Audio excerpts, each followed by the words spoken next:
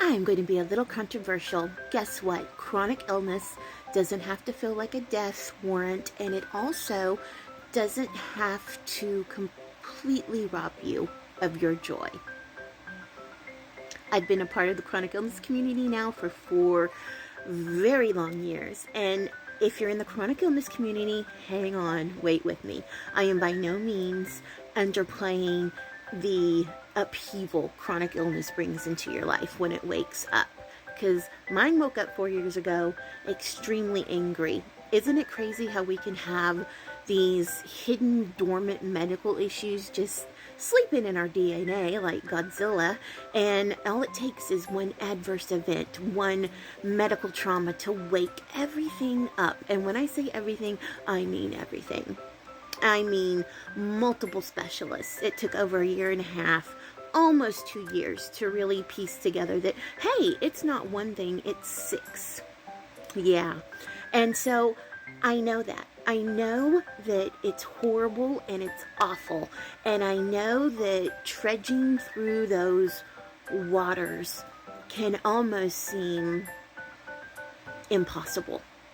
But I also know, because I've come out on the other side of it now after 4 years, after 2 years of just diving all in, researching everything about my symptoms, my diagnosis, I kept telling myself there was someone out there.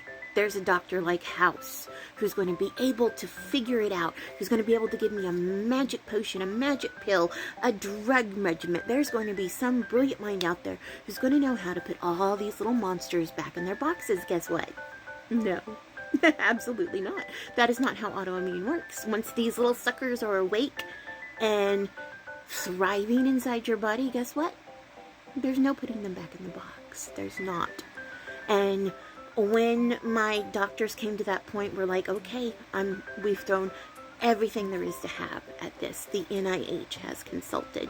The director of the Hereditary Angioedema Center in UC San Diego, which is Dr. Bruce Zerwa, when he consulted several times, multiple allergists, immunologists, oncologists, neurologists, when they have all been in play, made their diagnosis, and now you're at the point where this is it. This is it. It's only maintenance now. That is a hard, almost impossible pill to swallow.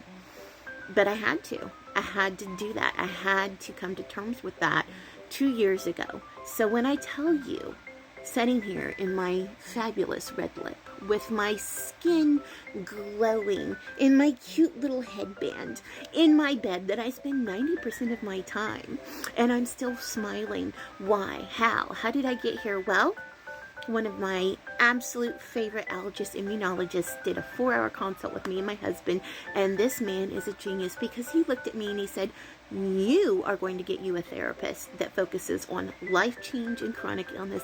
And then he looked at my husband and he said, and you are going to get you a therapist that also deals with life change, but also transitioning into a caregiver, because this doesn't just affect her, this affects you just as much as it does her. Because once you're chronically ill like this, the person you used to be is gone forever.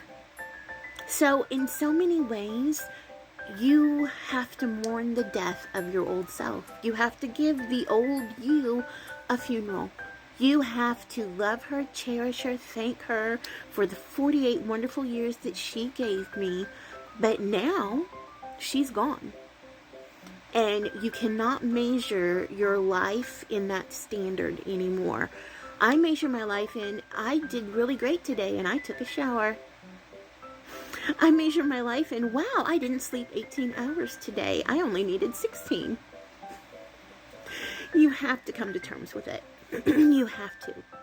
Because what will truly destroy you as a chronically ill person is not the illness itself, it's your mentality.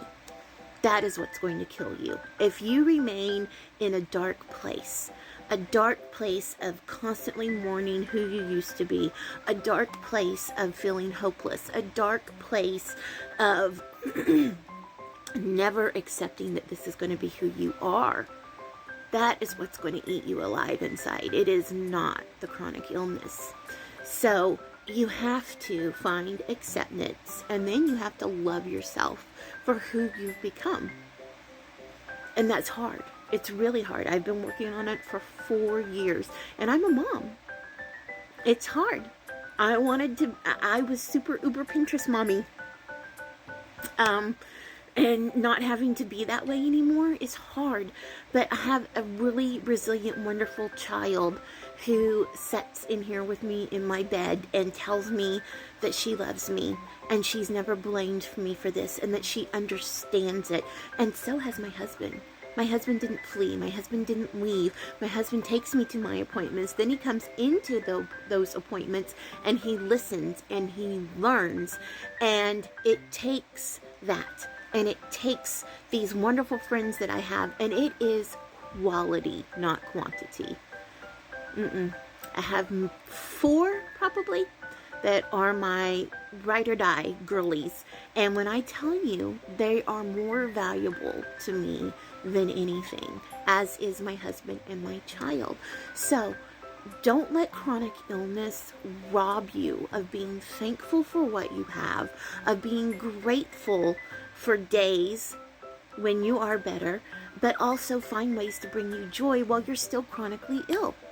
My red lip, I discovered last year how much I missed makeup, how much I missed wearing my red lips. So I sit here with you in my glowing skin and my red lip because I started embracing small things that brought me joy. And that's my red lip, that's my skincare regimen. And then I remembered 12-year-old me who was obsessed with stickers and glitter pins. So my at-home hospital table that this tripod is sitting on, it's so covered in stickers you can't even see the top of it anymore. My coloring books, I have saved them. Friends buy them for me. My husband picks them up anytime he can see them. I do sea monsters. Look at him. Isn't he adorable? I do kawaii cuteness. My walls in my room are covered with all the cute little glitter pictures of the glitter gel pens that I use now. And that brings me joy. Reading, creative writing, I don't care what it is. Needlepoint, crocheting, knitting. I started up punch needle again. Find these small yet wonderful things that bring you joy. And that is what's going to help make your life not feel so dire, out of control, and not feel so robbed all the time of not getting to have the life that you wanted. It's going to be okay. Hang in there. Of course, mourn the old you, but then you've got to break through. You've got to find acceptance, and then start your journey to finding what brings you joy. Because life is too short to sit here bed rotting every day, hating your life, hating your circumstance, when instead I can be listening to Chapel Rowan on full blast while I glitter pin myself into dopamine heaven. You can do it. It's hard, but you can find your way.